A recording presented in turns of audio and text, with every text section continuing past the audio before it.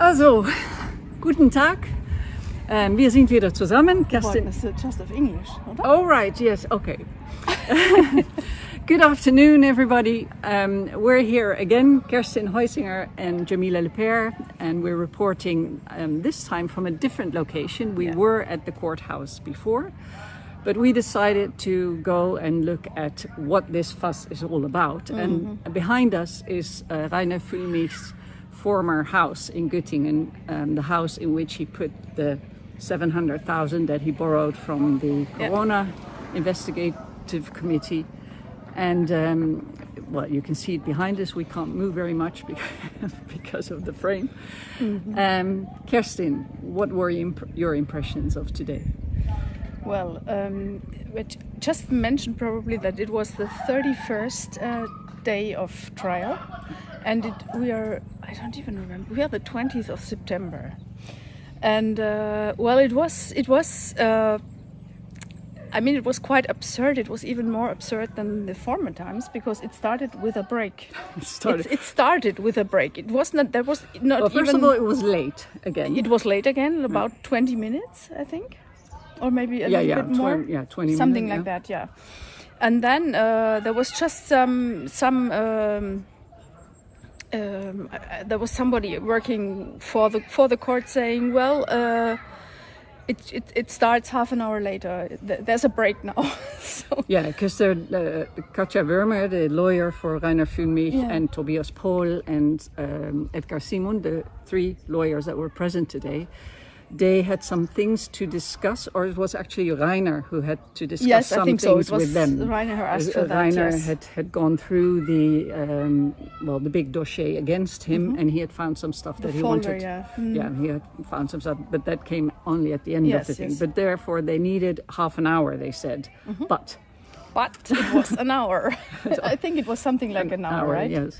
So it was even before Reiner didn't even show up this time, and the court, it was not officially there either. No, it hadn't even started, and there was a break. Yes, it was just somebody saying, "Well, there's a break now." So it was quite absurd because everybody checked in. It is always like a big check-in at the airport, even worse than that, actually. And then, well, go out and check out again. Yeah, and the people in the public gallery, they didn't first get it because it was said so quietly. Yes. That we had to sort of mouth it, there's a break. And then there were two new guests from Holland, and they were totally bewildered. Yeah, I mean, tell us about that, Jamila, because you see everything from the Netherlands view, so things are observed quite differently. And you said that both of them gave a fresh view. Because we sit there and we are already a bit used to this palaver. Yeah. Just to make the first story, to finish this off, so after the first hour break, there was about 5 minutes, or I don't know how long we had. Very short. Before there was another half hour break. And that was because after discussing things with Reiner, they had handed over some requests for more evidence. There were two witnesses that had been invited. Marcel Templin, who is sort of the key witness in this thing, but the court so far has refused to invite him to hear him.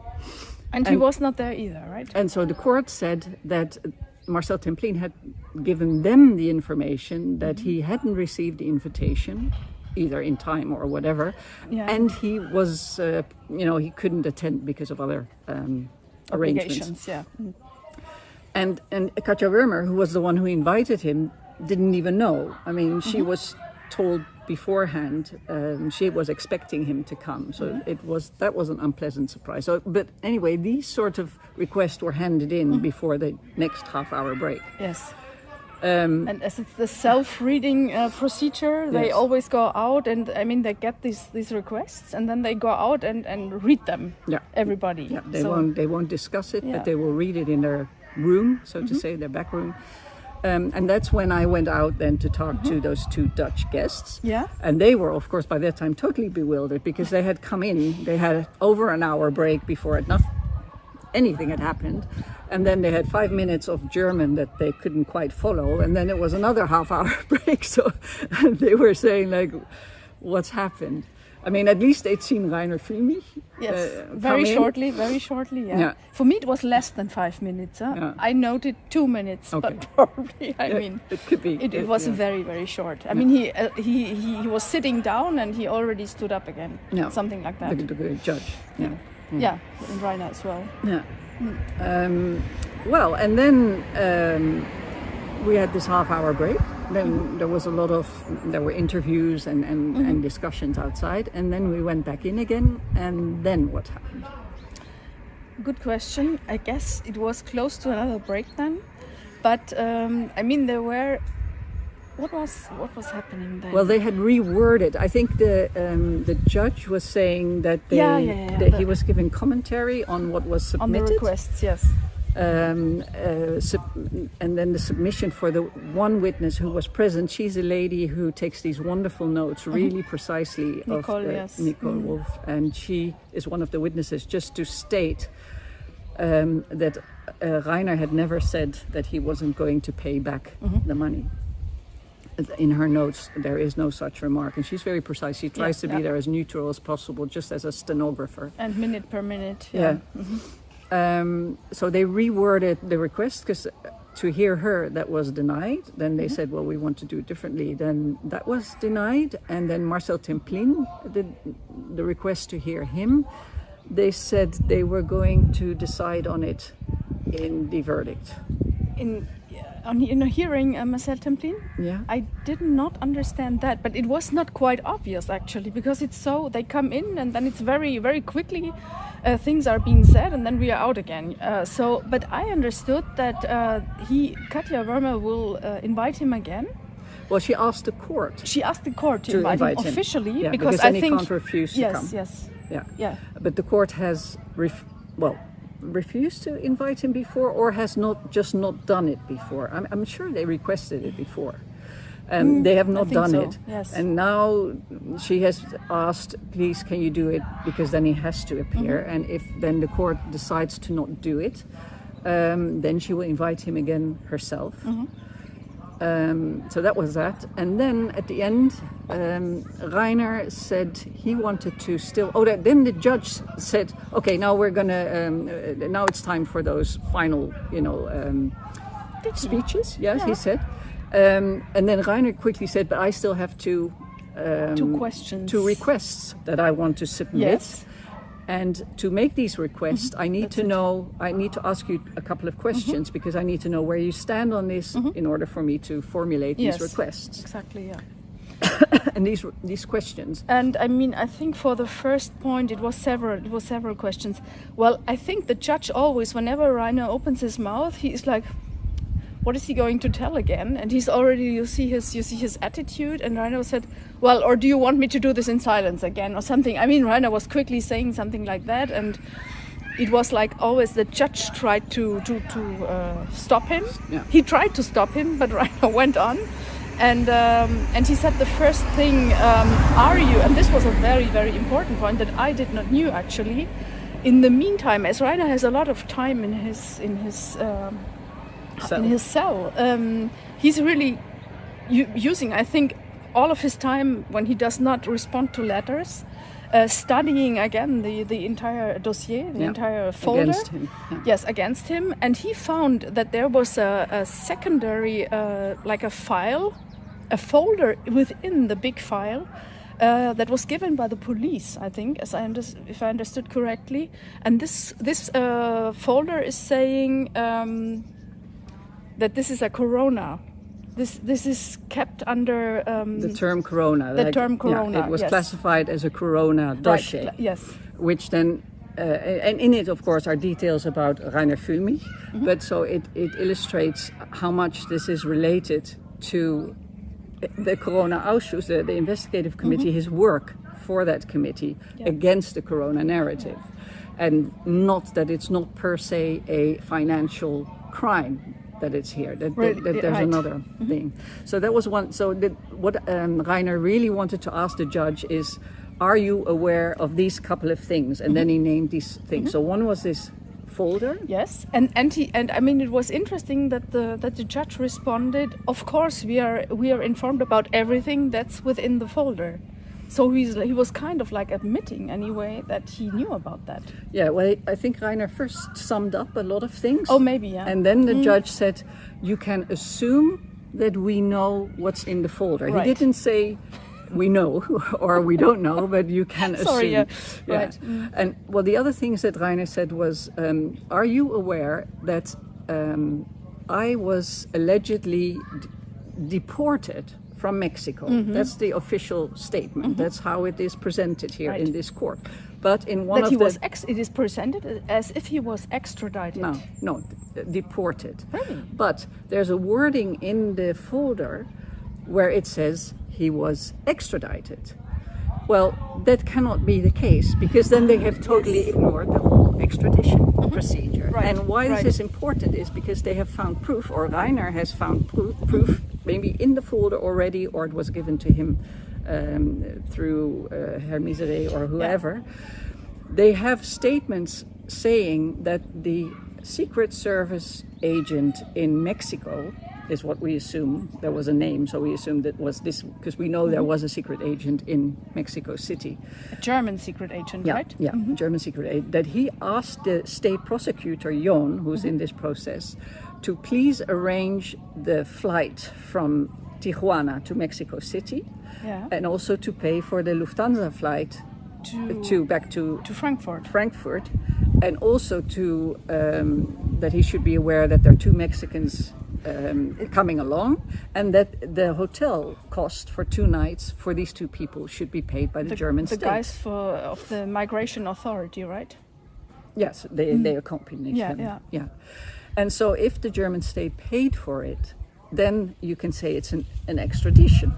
But they have never followed the procedure of an extradition, because if it had been an extradition process, then Reiner would have had a hearing in Mexico, because then Mexico, like in the case of Assange or other people who are extradited, they have to judge, can we send this person to this other country? Will he be safe? Is there enough grounds? And so, but they deliberately refuse to. That would take too long. Yeah. So and if it isn't an extradition request, but it is a deportation, why then did the German state pay for it? And so this question hasn't been addressed at all during the court. So that was the second one. Yeah. Then there was another one about... It was, by the way, just to arrange that, I think it was this. It was very a lot. Katja Wermer, who was working on this extradition dossier.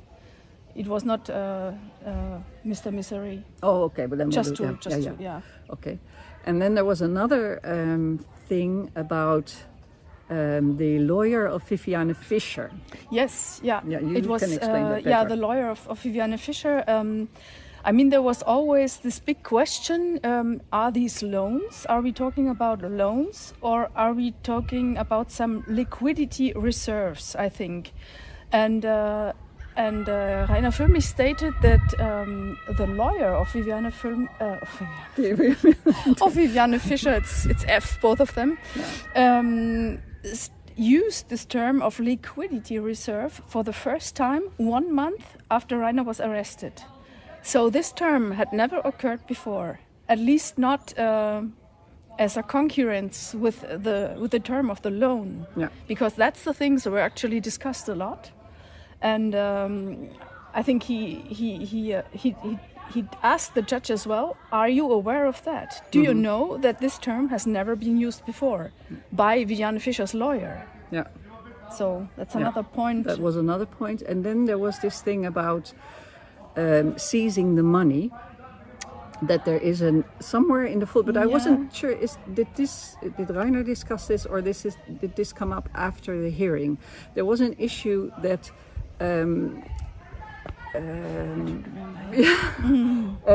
there was a order to not seize the money, because if they would seize the money, to not give the order to seize the money, because if the order to seize the money was given, then it would be followed up, and then they wouldn't have a ground to keep the arrest, to give out the arrest. Something like that. And then there was some dispute about afterwards, after the hearing, about but if they had seized the money, then Reiner would have known something was aloof, and he might have fled, and therefore they can't arrest him, and that's a normal thing to do, to not warn the person you want to arrest. But according to, I think, Mr. Simond, he said he thought it was about the order to arrest. So, well, that's a small detail, but yeah. In any way, it appears that there is more and more coming up that proves this is a political trial. And the judge rounded the whole thing off quite quickly after saying, you can assume that we know what's in the act. Joon didn't have anything to add. No. And I mean, the judge is always saying, since a while, for a while, he's been saying that everything will be decided in the judgment. Yeah. So that's quite weird to hear, because how can you decide, how can you react to anything that will be decided in the judgment, right? Yeah, but then I heard JVA Rosdorf say, which is new to me, because I think that's different in Dutch law. I mean, in Dutch law, I think when the research is closed, the research is closed, that's it. But she said if the judgment of the individual request for evidence and witnesses is decided in the final verdict, then you can open the case for research again, which was new to me. Okay, Yeah. I didn't know that either. Okay. Then you could again invite witnesses. But maybe I totally misunderstood, but so then it wouldn't be so odd. I mean, Yes, it would be different in Then it that would case, be but I different. didn't know that. No. Okay. Yeah, well, maybe I got it all wrong. So forgive me if next time it turns out it is all wrong. But anyway, so then it was decided that there wasn't any time for the defense to make their final plea. Yeah. So that has been now postponed to the 16th. We have a big break until October 16th now. Yeah. And I mean, the one thing that we forgot is that when Reiner Fuellmich was asking to ask for these requests or to get the information to be able to put these requests, the judge said, "This is not a question time." Yeah. I mean, that's not a question time. Yeah. Yeah. Yeah, and Just then a detail, Reiner but- quickly said, "I need to ask these questions to Yeah. make my request for Yeah, evidence." of course. I mean, Yeah, and then lawyer Simond also wanted to say something, but it was, the judge immediately said, "Case is closed. We're going on to the 16th." And he's very keen on not having this lawyer Simond speak, because he's always cutting him short because Yes. he's the expert on business law or company law. Right. Yeah. So that was the hearing. If you would like to call this a hearing, We didn't hear anything. a breaking rather than a hearing, but well. Yeah. Maybe another thing to note is that neither Antonia Fischer for the second time and Frank Grosenbach for the first time, but they Since a weren't while, there, yes. which was interesting. The second state prosecutor, Recher, also wasn't there, Yeah. but sometimes they switch. Right. Yeah. Yeah, I think that was that. Yeah. So we didn't hear the witness, we didn't hear any witness. No. And And probably would you? I mean, you talked to these two visitors of the Netherlands who are experienced guys anyway with protests and- protesters. yeah. What did they say as a conclusion about this? Well, day? they one especially was totally moved. I mean, unpleasantly moved by the whole thing. He said, "But this is horrendous." And I said, "Yeah, that's exactly what the thing I said the first time. Like, what is this? What's happening here?" And for both of them, it was really hard to see. Reiner, he comes in with these handcuffs, but then when there's after only 2 or 5 minutes, there's another break. He's handcuffed again, and then they have to go down again. So that's quite hard to see. They were impressed with how with it and vivid he was in his questioning and his. That's always impressive. Yeah. They were very glad to have been there. I think they might come again to see the final pleas. But for me, it was very interesting to see how quickly you get used to this case. Yeah. Because to hear them say the things that I thought the first time or said the first time, you think this is such a crazy case. Yeah. And it's so complicated and so unfair. Yeah. Yeah. As far as I understood, by the way, the lawyer that was proposed by the judges told as well that he had never seen a trial like this. Yeah.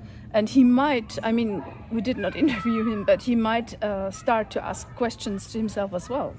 Because he said, I never saw something like that. I mean, usually everything should be discussed in front of the public, because that's why the public actually comes. Mm-hmm. All of that hasn't been done since, I think, almost 2 months now.